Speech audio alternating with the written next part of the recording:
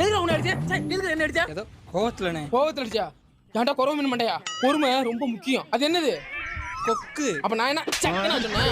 அது கொக்குன்னு எனக்கும் தெரியும், உனக்கும் தெரியும், இந்த பாக்குறவங்களுக்கும் தெரியும். சரியா? தன்னோட வயித்து பசிக்காண்டி அவ்வளவு பொறுமையா அந்த கொக்கு காலையில இருந்து கால் கடுக்க நிக்குதுடா. அது கடையில காசு கொடுத்தா கிடைக்க போகுது. காசு கொடுத்த கடையில கொக்கு கறி தான் கிடைக்கும். கொக்குக்கு கருவாட்டு மண்டை கூட கிடைக்காதுடா. ஏன்டா மாட்டு மூளை அவ்வளவு கொஞ்சமா அறிவு இருக்கா இல்ல?